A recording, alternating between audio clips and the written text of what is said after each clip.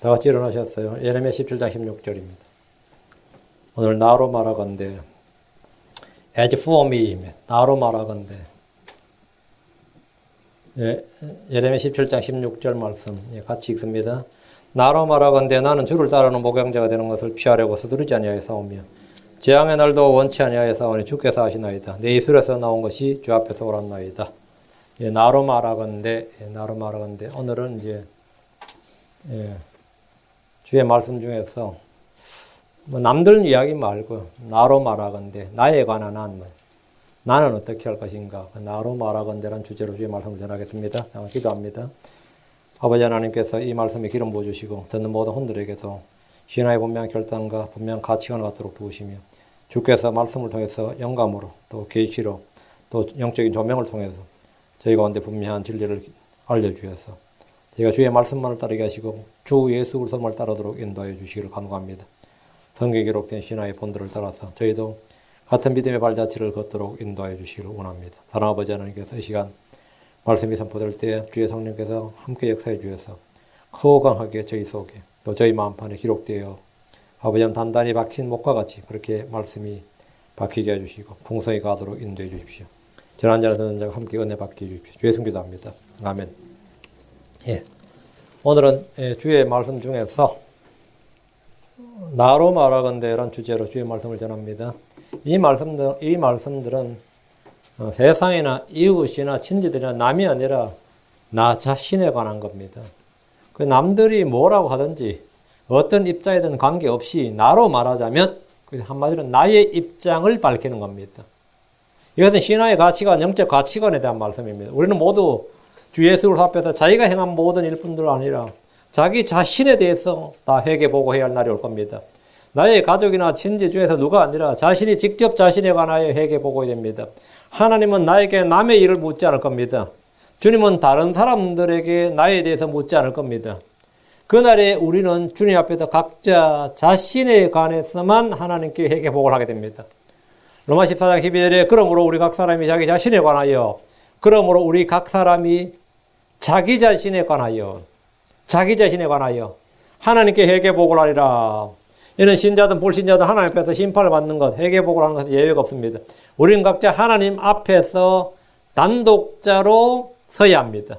이 순간에는 누구의 도움도 받을 수가 없습니다. 우리가 회개보고해야 할 것이 무엇이냐? 첫째, 내가 한 말입니다. 마태복음 12장 36절에 오직 내가 너에게 이르노니 사람이 무슨 쓸데없는 말을 하든지 심판날에 이에 대하여 회개보고를 하리라. 혀는 능히 길들일 사람이 없습니다.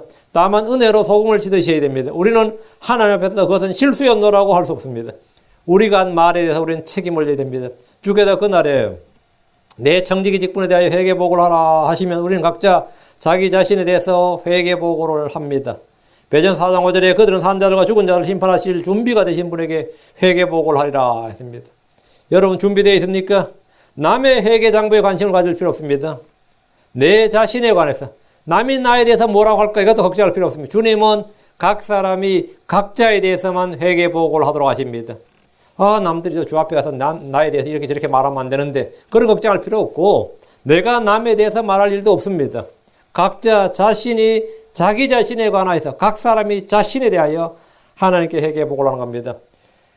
베드로는 주님께서 부활하신 후에 이제 승천하기 직전에 하나님 우리 주님께서 베드로에게 말씀 하나 주셨는데 요한복음 21장 18절에 진실로 진실로 내가 내게 이르노니 젊어서는 내가 스스로 띠를 띠고 내가 원하는 곳으로 다녔으나 늙어서는 내가 내 손을 내밀터인즉 다른 사람이 내게 띠를 띠고 내가 원하지 않는 곳으로 너를 데려가리라 하시니라.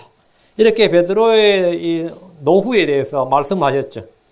나중엔 베드로가 이렇게 이제 붙들려서 이제 체포돼서 끌려다닌다 이런 이야기예요. 이렇게 말을 하니까 베드로는 자기가 자기 앞일에서 주님 말씀해 주셨으면 어때요? 관심이 증폭이 되는 거고 그 다음 어떻게 됩니까? 그럼 그때 내가 어떻게 해야 됩니까? 이렇게 자기 자신의 일에 대해서 당연히 관심을 갖겠죠.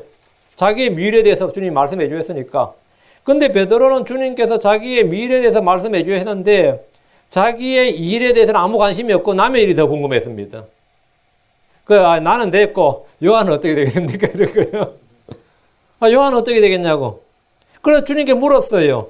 자기 자신에 대해서 묻지 않고 요한복음 21장 22절에 베드로가 그를 보고 예수님께 이르되 주여 이 사람은 무엇을 하리이까? 이 사람 요한입니다. 베드로는 자기 일보다 남의 일이 더 궁금했고 자기의 미래보다 남의 미래가 더 궁금했고 관심이 많았습니다. 그러니까 이 말씀에 주님이 더 황당하신 거죠. 주님이 뭐라고 하신 거예요? 예수님께서 그에게 이르시되 내가 올 때까지 그가 머물 것을 내가 원할지라도 그것이 너와 무슨 상관이 있느냐? 그게 네하고 뭔 상관이 있냐 이거예요. 응? 요한에 대해서 내가 뭘 시키든지 뭘 하든지 네하고 대체 뭔 상관이 있느냐? 네가 거기 관심을 왜 갖느냐 이거예요. 그것이 너와 무슨 상관이 있느냐? 너는 나를 따르라 하시더라.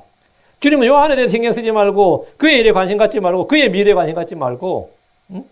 너의 할 일이나 잘 하라고 하신 겁니다. 그것이 너와 무슨 상관이 있느냐? 이 주의 말씀대로 다른 사람이 아니라 자기 자신이 해야 할 일, 자기 자신에 대해서 집중해야 됩니다. 다음, 우리가 행할 일들에 대해서 회개해 보아야 됩니다.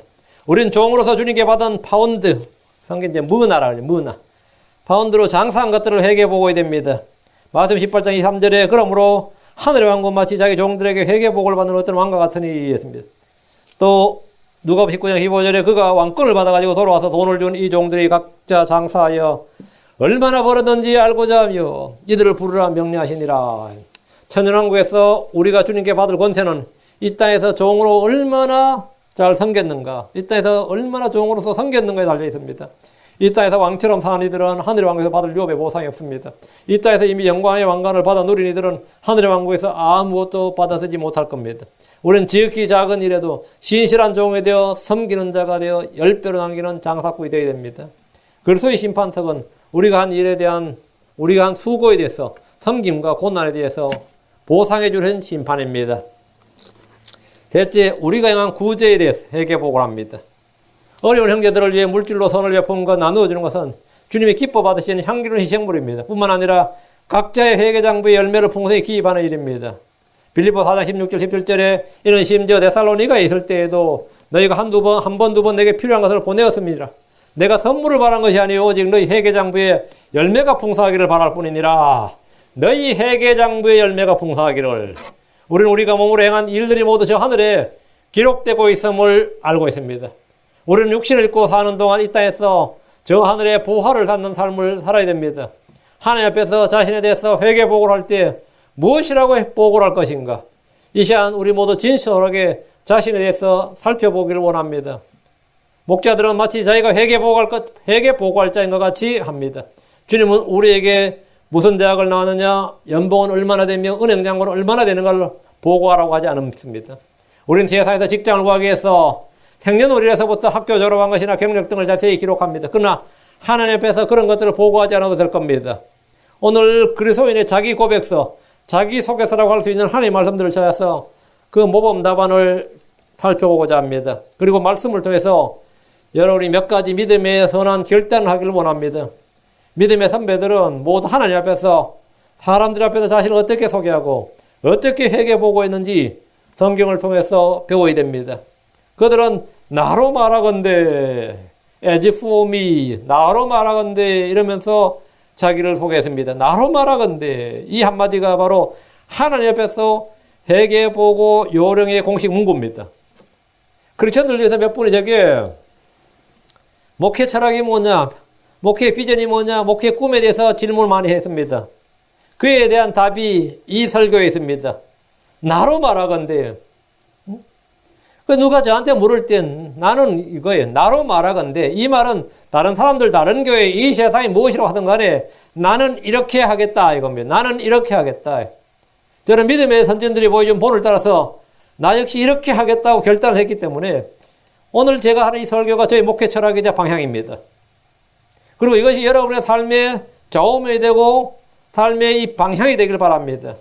나로 말하건대 첫째 요소합니다. 바른 선택이. 남들은 뭐를 선택하든지 간에 나와 내 집으로 말하건대, 나로 말하건대 나는 이걸 선택한대요. 요소는 예수를 모형이 된 인물입니다. 그는 출애굽한 백성들을 약속했다고 인도했고 아이성의 패전을 제외한 어떤 전쟁에서 패배를 모르는 불패의 장군이었습니다. 그런 그가 인생을 정리할 때 마지막 순간에 이스라엘 장로들을 모아두고 너희가 섬길 자를 날 택하라 이렇게 말합니다. 그러고 나서 하는 말이 요수아 24장 15절. 요소 24장 15절에 만일 주를 섬기는 것이 너에게 좋지 않게 보이거든 너희 조상들이 강 저편에서 섬기던 신들이든지 혹은 너희가 지금 가는 땅의 아모리족 속의 신들이든지 너희가 섬길 자리 날 택하라. 그건 너희가 선택해라 이거예요. 그건 내가 관여할 바가 아니다 이거예요. 너희가 우리 조상들이 강 저편에서, 이만 유프라테스 강 저편에서 말이에요. 그 아브라함의 조상, 아브라함의 아버지, 데라가 섬기던 그 신들이든지, 아니면 이집트의 신들이든지, 아니면 여기 가나안 족속, 아모리 족속의 신들이지, 너희가 섬길 신은 너희가 선택해라. 신앙은 너희가 선택하는 것이다 이거예요. 그러나 나와 내 집으로 말하건대, 그 나로 말하건대, 그리고 내 집으로 말하건대, 우리는 주를 섬기겠노라 하니라. 그 너희와 상관없이 나는, 내 집은 주를 섬기겠다. 그러나 나와 내 집으로 말하건대 우리는 주를 섬기겠노라. 그러나 이스라엘 온 자손들이 다 주님을 버린다 할지라도, 온 이스라엘이 배교한다 할지라도 자신은 주님을 섬기겠다고 말합니다. 우리는 섬김에서 이런 선택과 결단이 필요합니다. 저는 거듭났을 때 평생 주님을 섬기겠다고 결단한 적이 있습니다. 평생 주님을 섬기겠다. 그리고 평생 성경 읽겠다. 그런데 부흥에서 결단한 거예요. 평생 주를 섬기겠다. 평생 성경 읽겠다. 그리고 평생 교회를 가겠다. 목회자로 나서 내가 매주 한 번도 빠지지 않고 이 설교를 하겠다고 결단했어요. 나로 말하건대, 남들은 필요 없고 나로 말하건대. 그랬더니 친구들과 분리를 가져왔습니다. 친했던 친구들이 어느 날 감쪽같이 사라지고 그리스도 안에서 새로운 친구들로 채워졌습니다. 그 친구 사라지는 게 간단하대요. 여러분 너무 친구 어떻게 하죠? 친척 어떻게 하지? 간단합니다. 예수 말해주세요. 만날 때마다 예수 말해주면 다 정리됩니다. 만날 때마다 그 엄청 친한 사람인데 하루 한 번, 한두 번 만날 사람이 아니라 앞으로도 평생 만날 사람인데 걱정하지 마. 그건 예수 말해줘요. 그 친구 만날 때 예수 말해주고 그 친척 만날 때 예수 말해주고 여러분 친한 그 사람 만날 때 예수 말해주면 다 정리가 됩니다. 그리고 새로운 친구들로 채워지는 겁니다. 그래서 저는 하나님의 말씀에 갈증을 느꼈고 이 하나님의 말씀은 성경을 공부하기를 결단을 했습니다.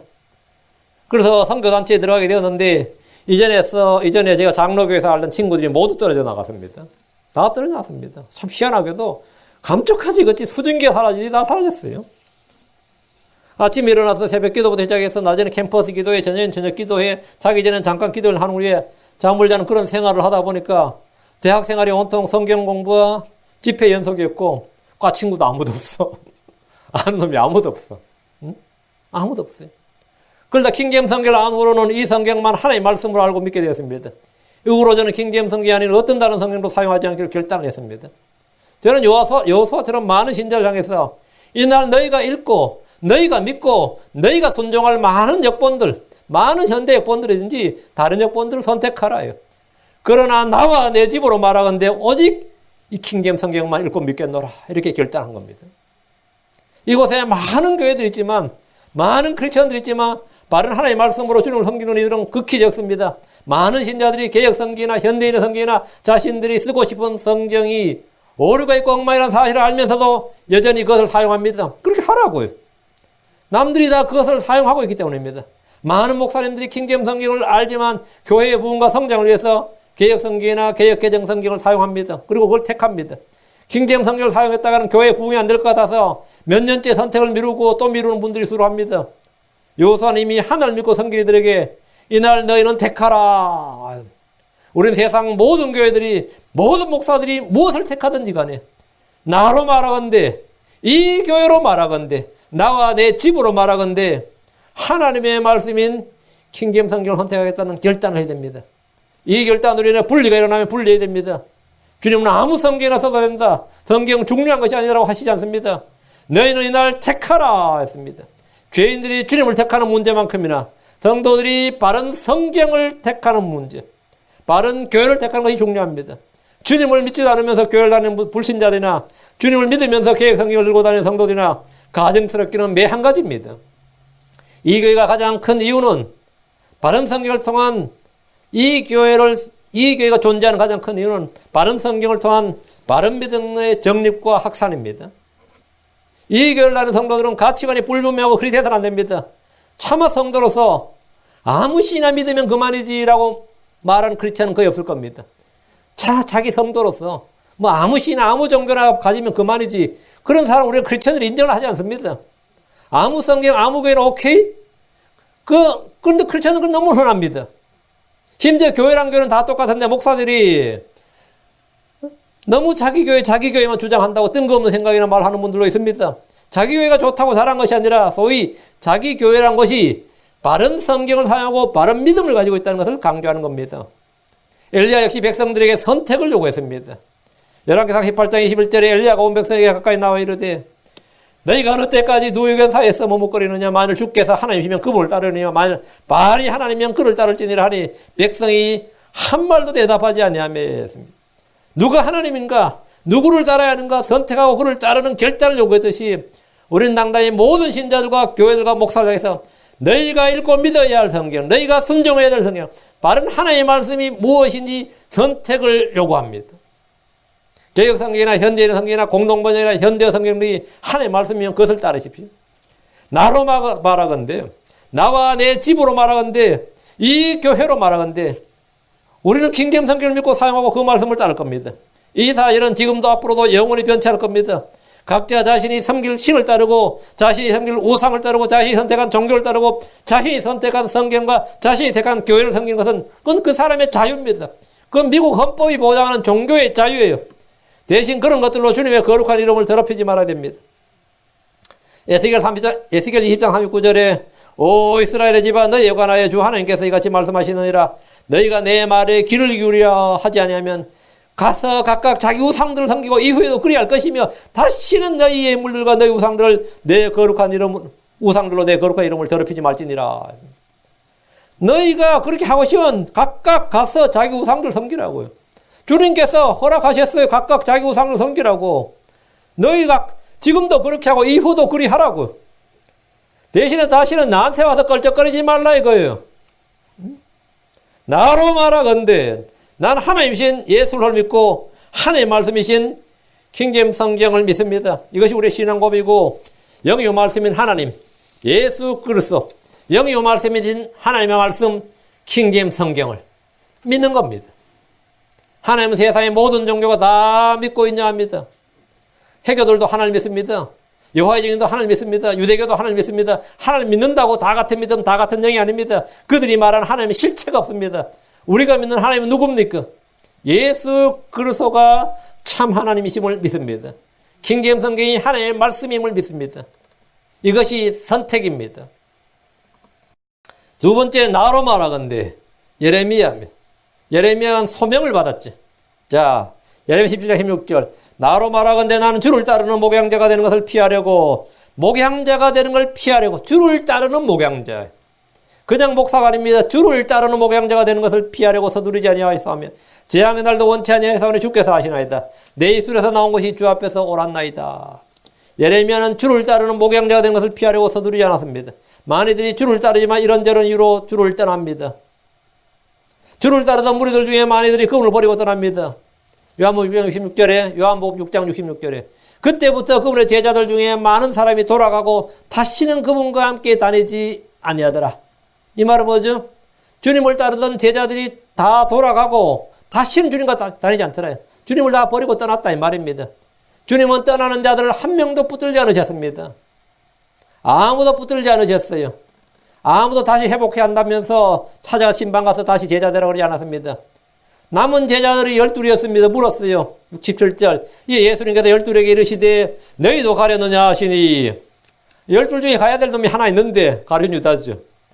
12 그 중에서 한 명도 안 가고 있네. 너희도 가려느냐. 베드로를 비롯한 사도들은 주여 영원한 생명의 말씀들이 주께 있사온데 우리가 누구에게로 가오리까.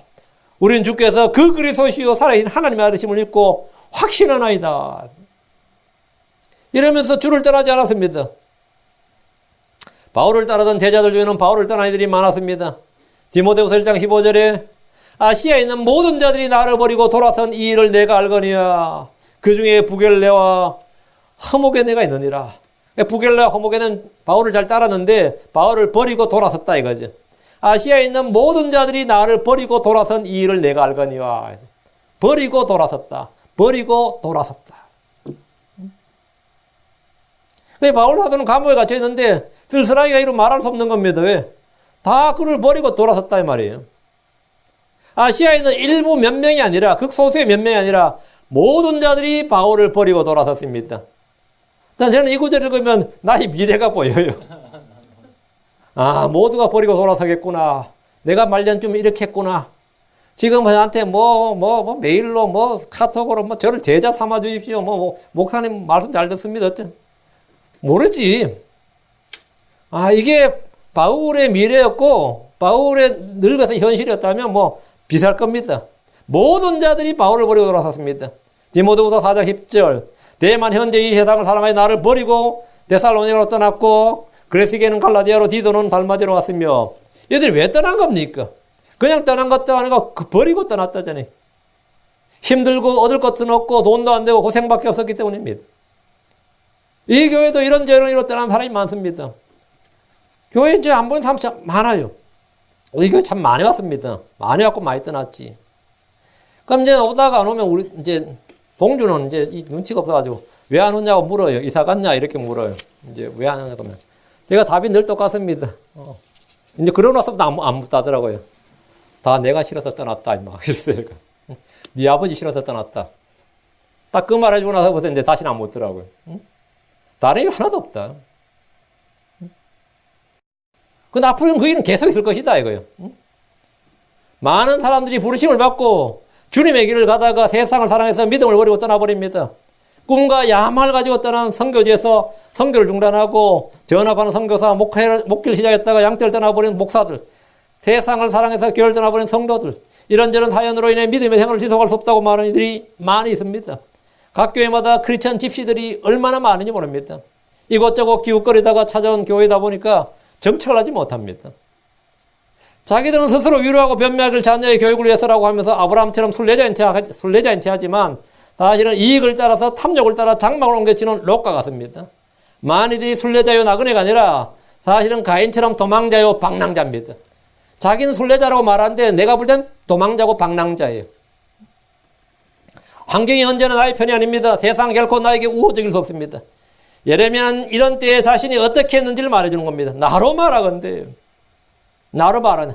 남들은 모르겠고 다른 사람 이야기 필요할 필요고 나로 말하건대 나는 주를 따르는 목양자가 되는 것을 피하려고 서두르지 아니하여 싸우며 지향의 날도 원치 아니하여 싸우니 주께서 하시나이다. 내 입술에서 나온 것이 주 앞에서 옳았나이다. 이것이 바로 성도들의 자세입니다. 세상 조류를 따르지 않고 자신에게 맡겨진 길을 걷겠다는 자세, 결코 포기하지 않는 믿음이 보상을 얻게 하고 간증을 남깁니다. 우리는 자신에게 주어진 길을 마칠 때까지 결코 서둘러서 피하거나 그만둔 일을 하지 말아야 됩니다. 여러분 자신에게 주어진 부르심을 붙들고 있습니까? 나로 말하건대, 나로 말하건대. 세 번째, 나로 말하건대 사무엘입니다. 사무엘은 기도에서 이 이야기를 했습니다. 저와 여러분이 언제나 항상 쉬지 말고 기도해야 할 한 가지가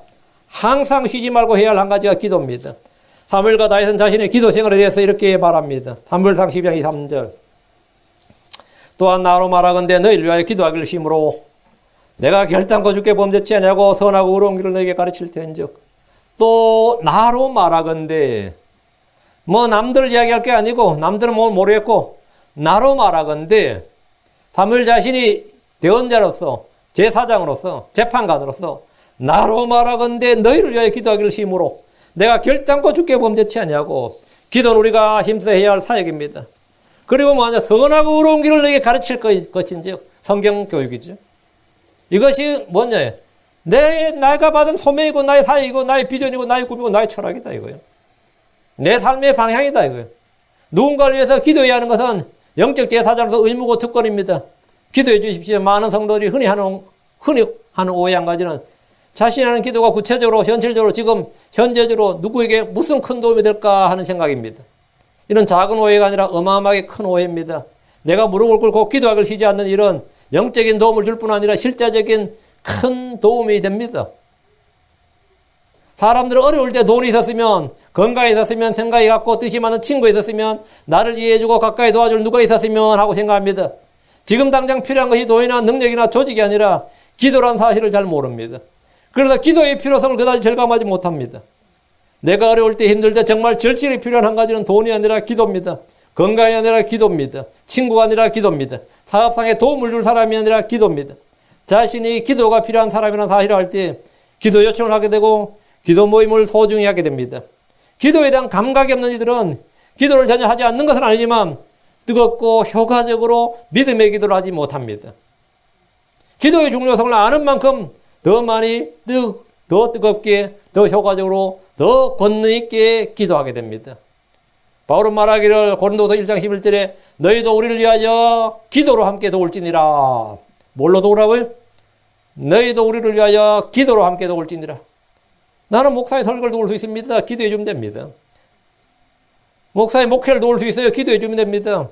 난 형제들을 도울 수 있어요. 기도해 주면 됩니다.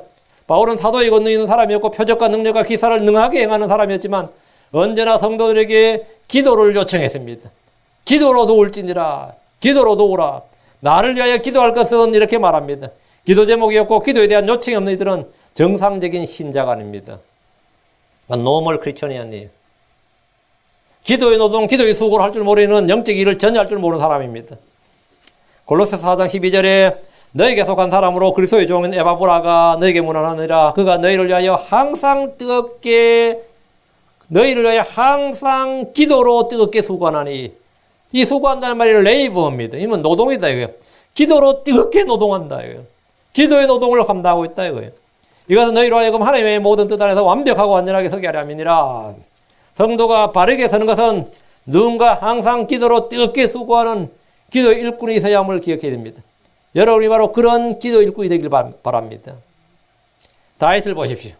우리는 남을 위해서 기도를 해야 되고 누군가를 위해 기도해 줄 사람이 필요합니다. 동시에 우리는 모두 자신을 위해서 기도해야 됩니다. 시편 55편 16절. 시편 55편 16절. 나로 말하건대 난 하늘을 부르리니 주께서 나를 구원하시려다. 나로 말하건대 나는 하나님을 부르리니 주께서 나를 구원하시려다. 전문가를 찾기 전에 우리는 기도해야 됩니다. 전문가를 찾은 후에도 우리는 기도해야 됩니다. 병자는 병원을 찾고 의사를 만나고 약을 먹지만 전적으로 신뢰할 수 없습니다. 병자에게 의사가 필요한 건 사실이지만 병을 낫게 하시는 분은 하나님이십니다. 하나님께서 의사를 통해 약을 통해서 낫게 해주시는 겁니다. 의사들은 자신이 진단을 내리고 처방을 하면서도 결코 병이 나을 것에 대해서 확신하지 못합니다. 자녀들 학교에 보내고 선생에게 맡기는 건 역시 마찬가지입니다. 아무리 좋은 환경, 좋은 시설에 좋은 선생님들이 많다 해도 아이들에게 선한 양심이나 순수한 마음을 일깨워줄 수는 없습니다. 정보와 지식을 가르치지만 인성 자체를 어떻게 할 수는 없는 겁니다. 정직한 분들이라면 교육의 한계를 절감하지 않을 수가 없습니다. 하지만 우리 주님은 진정한 교육자, 진정한 스승이십니다. 누구라도 이성과 지성과 감성의 전인격적인 양육을 원하면 지식과 지혜와 명철을 함께 넣어주실 수 있는 하나님께 기도해야 됩니다. 그래서 우리는 아이를 학교에 보낸 후에 나로 말하건대 나는 하나님을 부르리니 나로 말하건대 나는 하나님을 부르리니 이 말씀대로 주님을 부르는 겁니다. 이는 무슨 분야에서 무슨 일에서나 다 마찬가지입니다. 나는 하나님을 부르리니 나로 말하건대 나는 하나님을 부르리니. 여러분은 누구를 부릅니까? 뭘 부릅니까? 네 번째, 나로 말하건대 주를 위한 선한 계획이 다윗이죠. 역대기상 22장 7절 이르되 내 아들아 나로 말하건대 주 내 하나님의 이름을 위하여 집을 건축하려는 생각이 내게 있었으나 이 다윗은 자신이 성전을 건축할 계획을 가지고 있었습니다. 그런 꿈이 있었고 그런 비전이 있었어요. 그런 능력도 사실 있었습니다. 다윗 정도면 왕조를 무너뜨리고 새 왕조를 세웠기 때문에 충분한 전쟁에서 많은 승리를 했기 때문에 그 정도의 물자라든지 재정이라든지 이게 충분히 가능했던 거예요. 이게 가능하지 않는 시대에 이런 큰 사업을 하면 이제 나라 망하는 거죠. 이때 이제 다윗은 충분히 이제 이 힘이 이제 40년 통치하면서 충분히 힘이 이제 이스라엘의 힘이 충분히 갖추어졌을 때, 국력이 충분히 갖추어졌을 때, 사울 시대는 그게 불가능해 됩니다. 그때는 하면 나라 망쳐드는 거죠.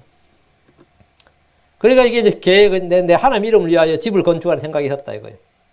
다윗은 주를 위하여 무엇인가를 하겠다는 생각이 있었습니다. 그는 성전 건축을 생각했습니다. 일반적으로 왕이 되면 통치권을 강화하고 백성들의 민심과 인기를 얻기 위해서 여러 가지 일을 계획합니다. 왕이 자신의 왕조를 튼튼히 하고 앞으로 계속해서 이 왕조를 지속할 방법을 연구하는 게 마련이에요. 정치인들은 백성들의 마음을 얻는 것이 1차적입니다. 사울은 사람들을 누렸고 그들의 인기에 영합했습니다. 법과 원칙보다는 순간순간 상황에 따라서 일을 처리했습니다. 반면 다윗은 사람들이 아니라 철저히 하나님과 말씀에만 의지하고 그대로 따르는 삶을 살았습니다.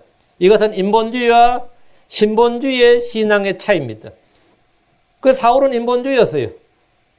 그 다윗은 신본주의였죠. 말씀 중심이란 사람들이나 세상 여론이나 의견이 아니라 오직 주님을 마음에 품고 주 내 하나님의 이름을 위하여 무엇인가 하겠다는 생각을 가진 것입니다.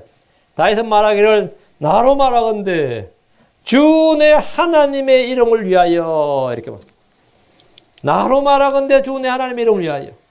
여러분 주님을 위해서 무엇을 할 생각 계획이 있습니까? 주의 이름을 위해서 하고 싶은 것이 뭡니까? 나로 말하건대 하면서 한번 답변을 해보십시오. 나로 말하건대. 다시 나로 말하건대 자원하여 드림인 겁니다. 자원하여 드림. 역대상 29장 17절.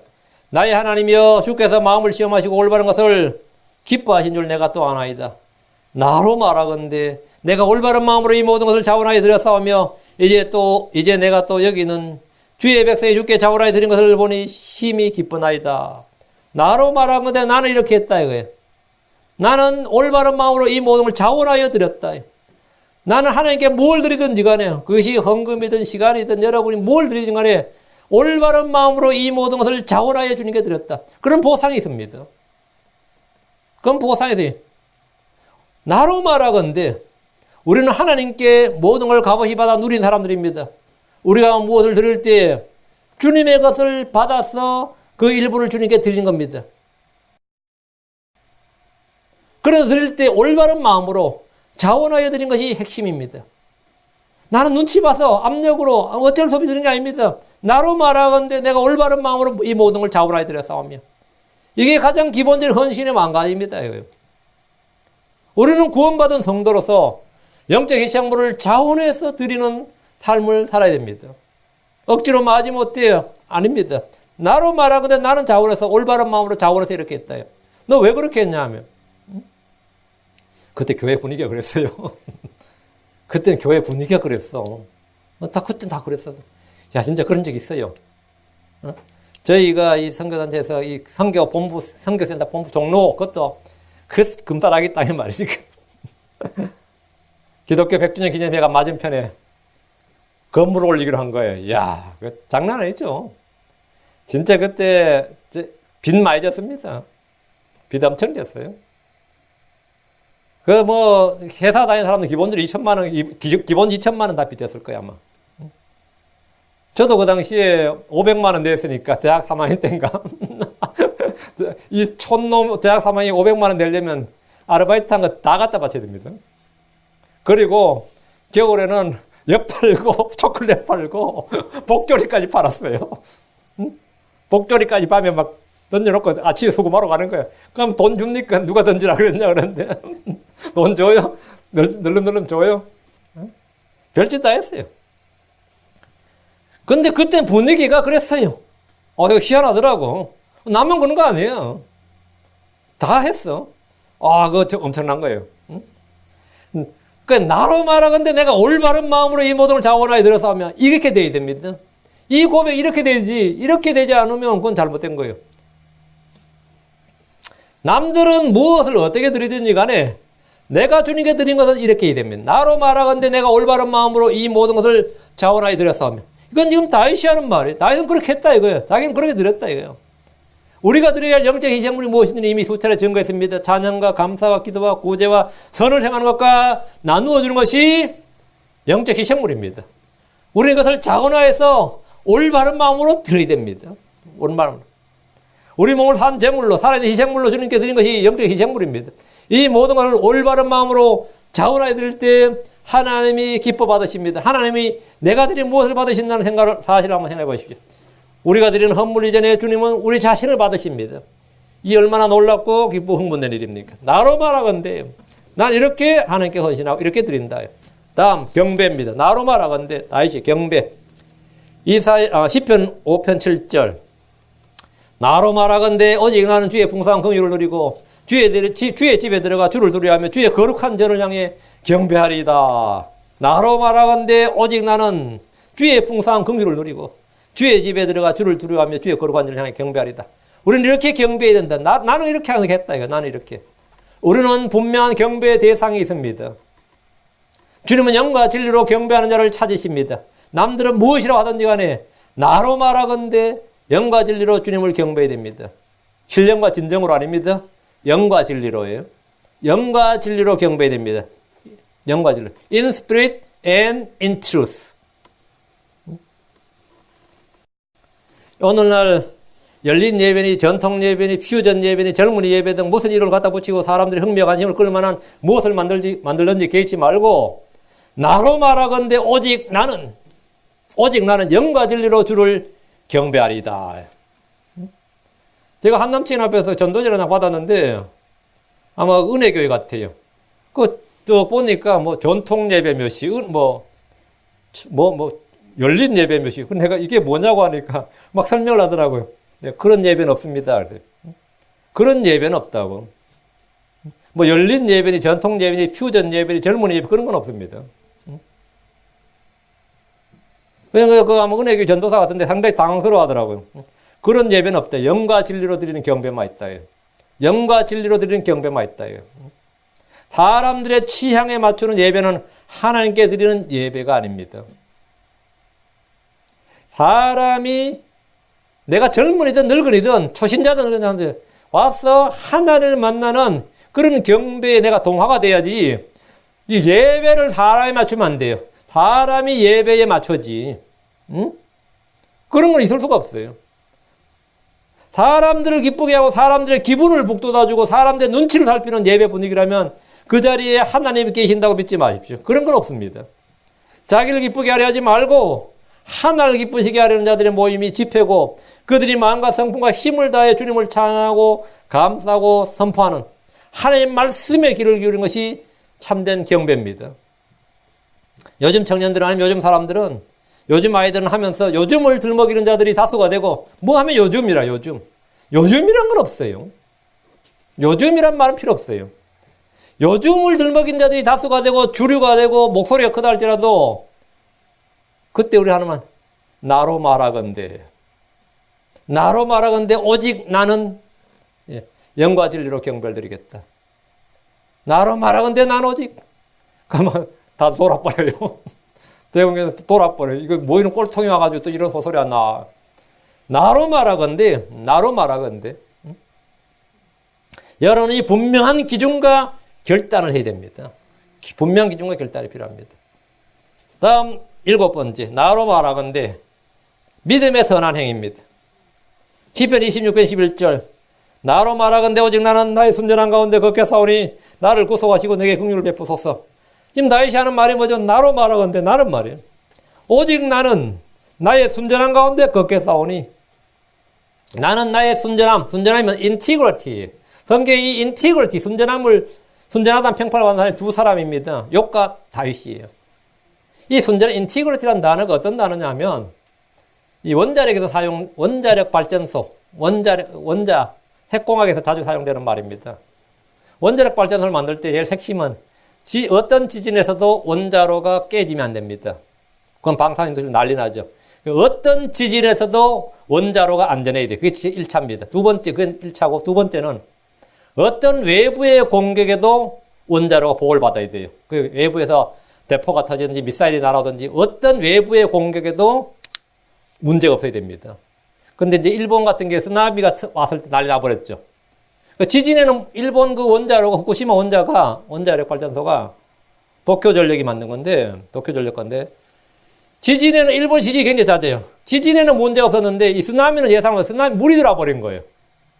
쓰나미에는 보면 이게 속수무책이 돼버렸죠. 그래서 난리가 지금까지 아주 큰 문제죠. 한국도 지금 원자력 발전도 굉장히 많습니다. 중국도 많고.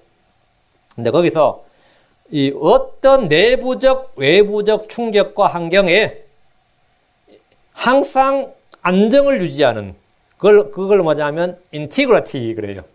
그걸 이제 한국말로는 따로 번역할 수 있는 단어 별로 없어서 순전함 이렇게 어떤 내적, 외적 환경이 뭐라고요?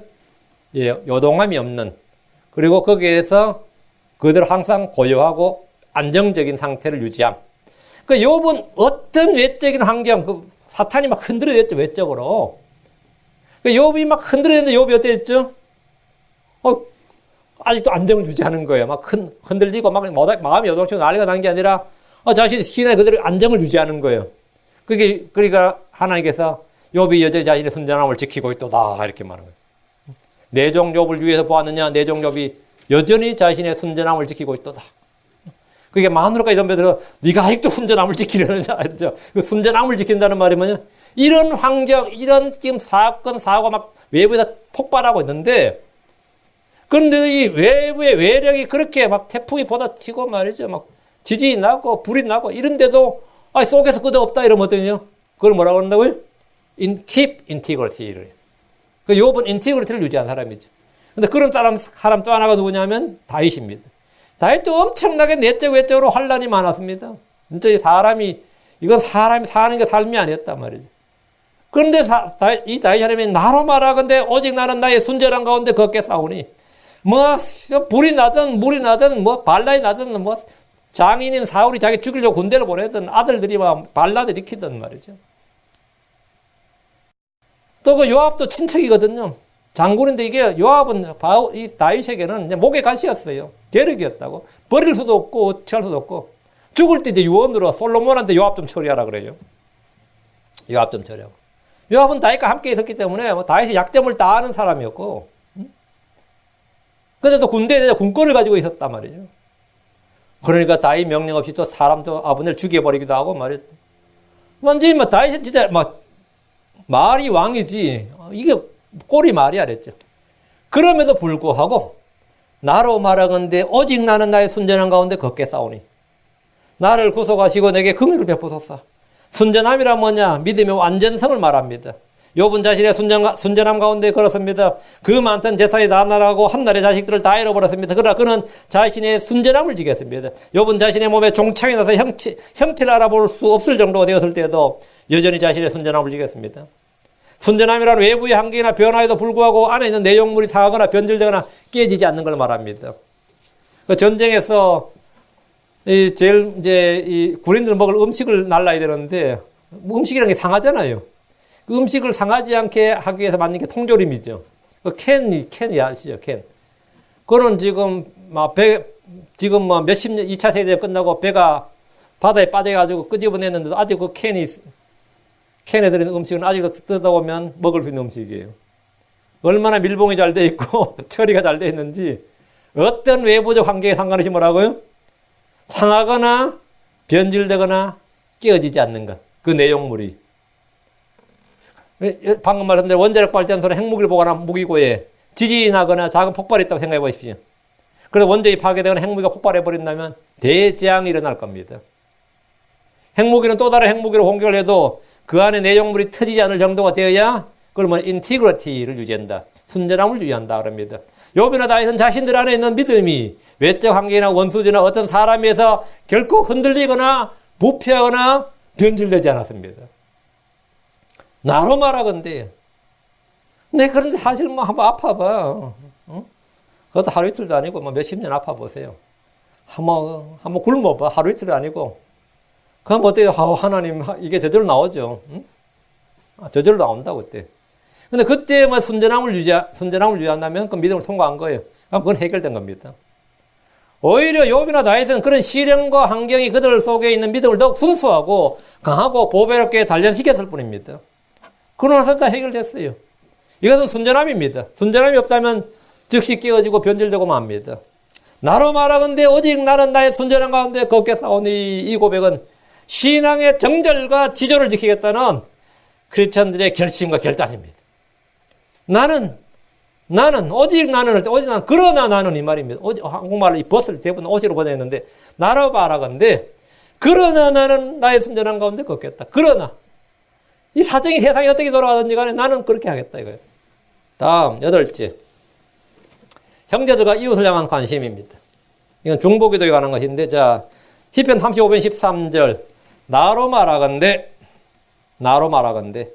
그들이 병들었을 때 굵은 배로 내 옷을 삼고 금식하며 내 혼을 낮추었더니 내 기도가 바로 내 품에 돌아왔도다. 그들이 병들었을 때 어떻게 했다고요? 다윗이 굵은 배로 내 옷을 삼고 금식하며 혼을 낮추었대. 나로 말하건대. 지금 본문에서 다윗은 자신을 악하게 대하는 원수들 향해 기도했다는 내용입니다. 다윗은 예수로의 성품을 소유하고 있었습니다. 그는 자신의 혼을 노략질하는 원수들이 병들었을 때 굵은 배로 옷을 입고 금식했습니다. 다윗은 요즘 세상 사람들이 쓰는 말로 저주의 구판을 벌인 것이 아닙니다. 저주의 구판을 벌인 것이 아니에요. 다윗은 그들을 위해 금식하며 기도했습니다. 어떤 이는 자신의 원수들이 많은 것을 기뻐하고 그들의 불행에 은근히 미소를 짓습니다. 이는 타락한 인간 본성입니다. 하지만 그리스도의 영이 그 안에 거하는 성도들이라면 그리스도께서 하신 대로 생각하고 행해야 됩니다. 그리스도께서 자신을 죽이는 원수들, 자신을 조롱하는 무리들 향해서 용서의 기도를 하셨던 것처럼 우리는 그러해야 됩니다. 진실로 주의 영으로 충만했던 초대교회 성도들은 자신들의 재산을 빼앗기고 감옥에 넣고 사자굴에 던져놓는 자를 향해서 욕을 하거나 저주를 퍼붓지 않았습니다. 그들은 황제나 위정자들을 원망하지 않았습니다. 그들 안에 부어진 뜨거운 하나님의 사랑이 넘쳐나서 그들을 위해 기도하고 그들의 죄를 그들에 돌리지 말 것을 구했습니다. 그리스도인들은 가장 큰 위기의 순간에 가장 극적으로 주님의 사랑의 영광으로처럼 타올라야 됩니다. 강처럼 흘러나야 됩니다.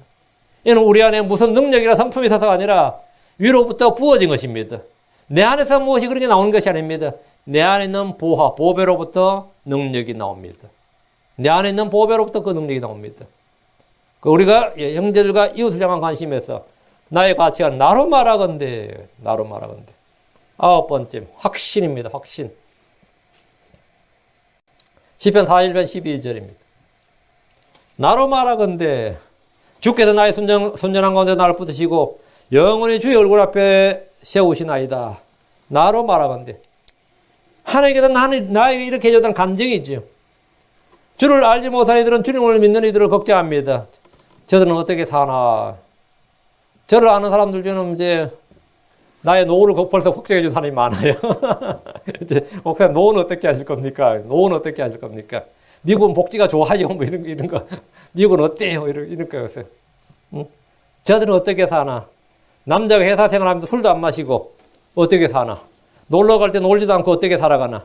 남들이 노는 자리에 올리지도 못하고 저 사람 대체 어떻게 사나? 걱정을 합니다.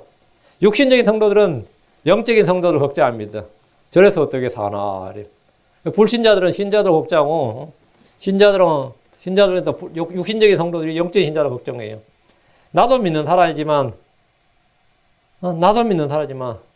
너무 그렇게 성경에 있는 대로 곧이곧대로 다 믿고 살면 피곤하고 힘들지. 그렇게 살면 안 되지. 뭐 이러고 있습니다. 여러분이 그런 체험이 없습니까? 세상은 성도들이 세상에 동화되기를 원합니다. 불신자들은 신자들이 적당히 종교적인 정도에서 그치를 원합니다. 육신적인 성도들, 영적인 성도들이 구별되고 분리되는 걸 싫어합니다. 그래서 함께 더불어 가자고 합니다. 이런 때에 우리는 나로 말하건대 이렇게 말할 수 있습니다. 나로 말하건대. 우리는 주께서 우리를 자신의 얼굴 앞에 두고 계시다는 사실을 알고 매사에 주의 눈앞에서 행해야 됩니다. 매사에. 주께서 나의 순전한 건 나를 붙드시고 영원히 주의 얼굴 앞에 세우시나이다. 내가 주를 신뢰하는 주님은 나를 붙드시고 나를 세우십니다. 제가 오늘 9가지 대해서 나로 말하건대 이 말씀을 나로 말하건대. 이것은 뭐냐? 성도들이 주님 앞에서 내 믿음의 방향과 내 라이프 디렉션, 인생의 방향과 내 삶의 가치관입니다. 나의 프라이오리티. 이 말씀을 따라서 저와 여러분이 모두 주님과 사람들 앞에서 나로 말하건대 오직 난 이렇게 하겠다. 이렇게 말할 수 있길 바랍니다. 너는 왜 그렇게 사냐? 너는 왜 그렇게 하냐? 나로 말하건대 나는 이렇게. 나로 말하건대 나 이렇게. 이것이 뭐냐? 예, 성도들의 믿음입니다. 이것이 저의 믿음이고 이 교회의 디렉션이에요. 이 교회의 비전이고 이 교회의 목회 철학이고 이 교회의 모든 것입니다. 이것이 뭐냐면 나와 내 집으로 말하건대 나와 이 교회로 말하건대 나와 그럼 다 안 되면 나로 말하건대요. 나로 말하건대 여기에 대해서는 누구한테 여러분 꼴통이 돼도 상관없습니다. 여기에 대해서는 여러분이 바로 꼴통이 돼야 돼요. 꼴통이. 네, 기도합시다. 위대하고 거룩하신 주님 감사합니다. 하나님께서 주신 말씀을 있는 그대로 선포했습니다. 전나인 주 하나님께서 저희 가운데 늘 지혜와 계시를 충만케 하시고 깨닫는 마음을 주셔서 하나님의 말씀이 저희 가운데 살아서 역사하게 하시고 아버지 저희가 믿음으로 저 표대를 향해서 달려가도록 하시며 부르심의 상을 쫓아서 달리고 그래서 예수를 향해서 밀치고 나아갈 수 있는 그래서 아버지 하나님께 기쁨이 되고 영광이 되고 또 주님께 큰 보상을 받는 그런 성도를 되도록 도우시며 아버지 하나님 믿음의 좋은 평판을 받도록 인도해 주시옵소서. 제가 이 세상에서 이 세상과 동화되지 않고 이 세상에 분리되어서 이 세상을 거슬러 살아가게 하시고 저희 주변에 있는 모든 사람들이 어떠하든지 간에 아버지 하나님 나는 나로 말하건대 나와 내 집으로 말하건대 나와 이 교회로 말하건대 우리는 같은 믿음 같은 영으로 오직 주님만을 섬기고 주님만을 따를 수 있도록 오직 주의 말씀만을 가지고 살아갈 수 있도록 인도해 주시옵소서. 감사드리며 주의 성기도합니다. 아멘. 아멘.